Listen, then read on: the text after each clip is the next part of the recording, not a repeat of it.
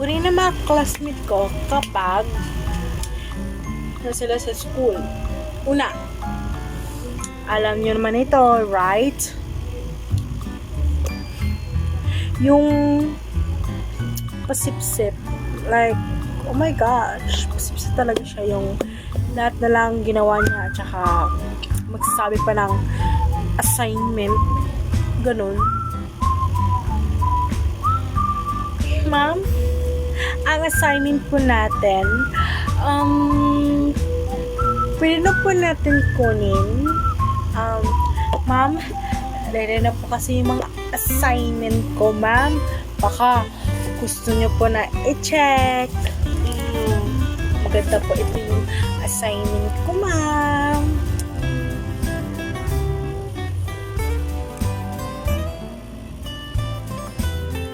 Pangalawa, yung feeling maganda.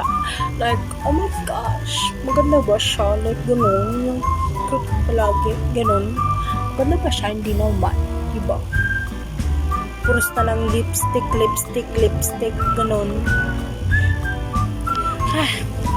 Ano ba yan? Ano naman ang ano ko, beauty ko?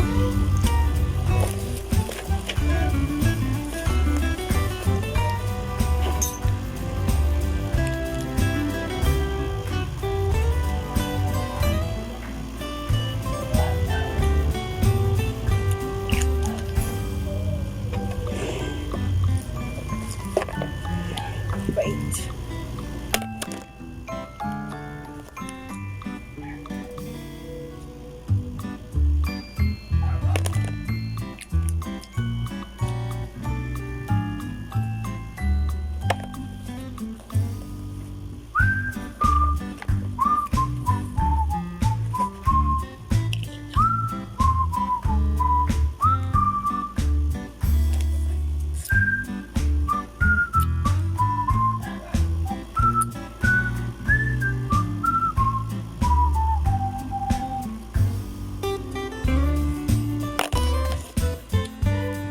This on the Facebook. Tak, ganun. Aganda ko dito sa Facebook, tsaka picture. Tapos meron pa.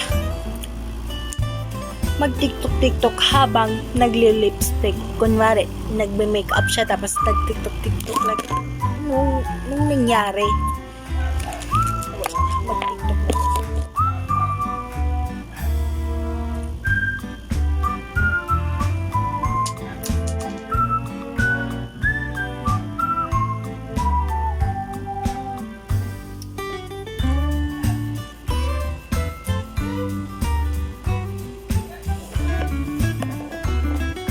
Meron pa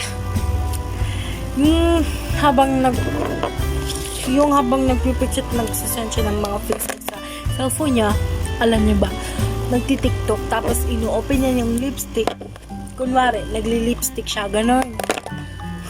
Nangyari sa kanya, mukha naman siyang clown.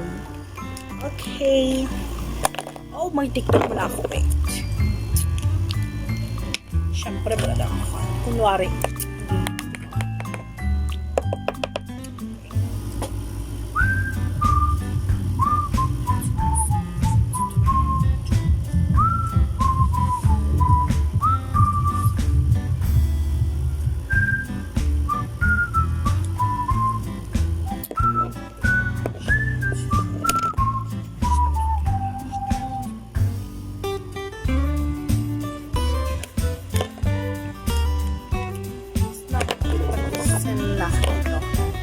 syempre magaganda ito.